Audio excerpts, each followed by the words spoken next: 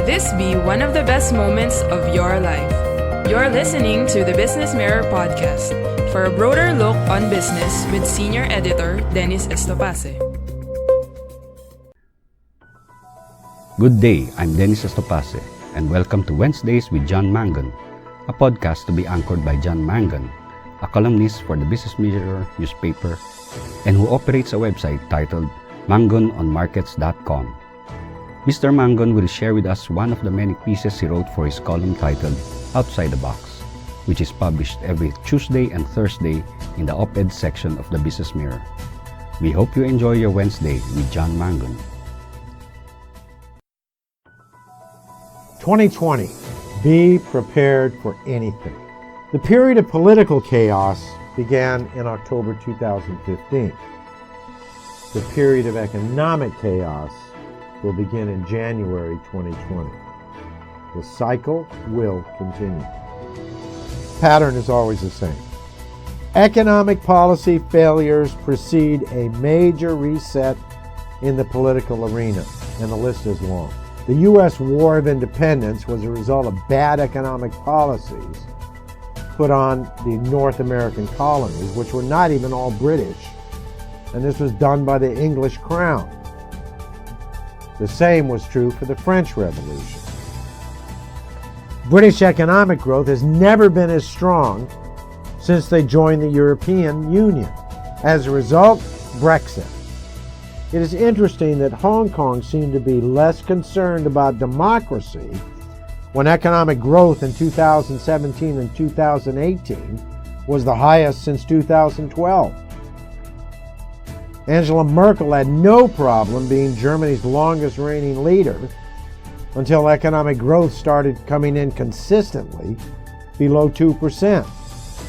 France had no problem re-electing its two main political parties for decades until its economy started failing to grow at 1% a year. Traditional politics was fine in the U.S. until government debt to GDP exploded above 80% in 2009 and has been climbing ever since. Eventually, the economic problems force a political change, and it occurs almost like clockwork. Unfortunately, the political chaos is a symptom of the policy failures and not the cure. Therefore, the cycle shifts again to genuine economic chaos, which in turn leads to a genuine reset. Bad economic policies moves to political chaos, which moves to economic chaos, and then you get some meaningful changes. You would have to be blind not to see the tremors that are now happening as a prelude to what will come next year and beyond. For example, the German economy, the engine of the European Union, is collapsing. That economy does one thing, and it is not answering customer service phone calls. Germany makes things and exports to the world. From economic growth of nearly 5% as recently as the fourth quarter of 2017, German manufacturing is now shrinking at 5% a year. From 3.5% annual economic growth in 2017, now the German government is praying for any positive growth. The Organization for Economic Cooperation and Development, which is the 20 or 30 largest economies in the world, just released its 2019 global growth forecast. A year and a half ago, the expected global growth rate was 4%. Now, the projection is 2.9%. And according to the International Monetary Fund, global growth below 3% is considered a recession. Now, conventional wisdom from people who think they are economic experts says the only problem is Trump's trade war. Okay, then explain this. Sales of passenger vehicles in India went down 31% in July. And this is the 9th straight month of declines and the sharpest one-month drop in more than 18 years. Mexico's economy registered no growth in the second quarter. Zimbabwe is facing a food crisis as its economy collapses. Australia's economy has slowed to a decade low. The trade war is only a symptom of the disease. The U.S. could no longer afford to borrow and buy. That is the disease. And that came from bad economic policy.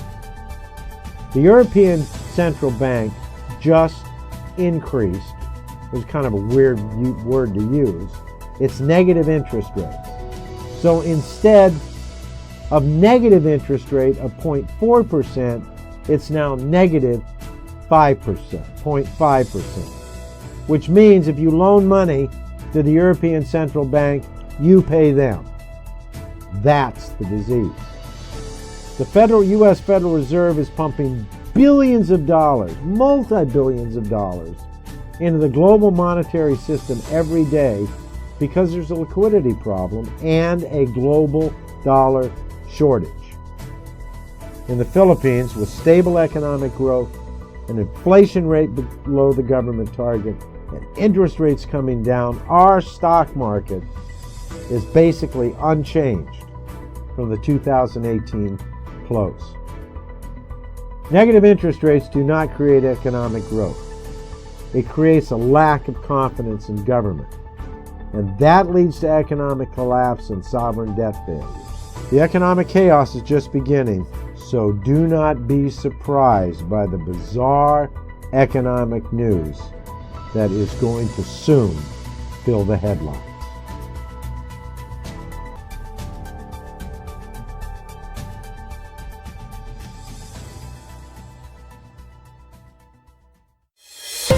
Thank you for listening to the Business Mirror podcast. For a broader look on business, follow us on Facebook and Twitter at Business Mirror.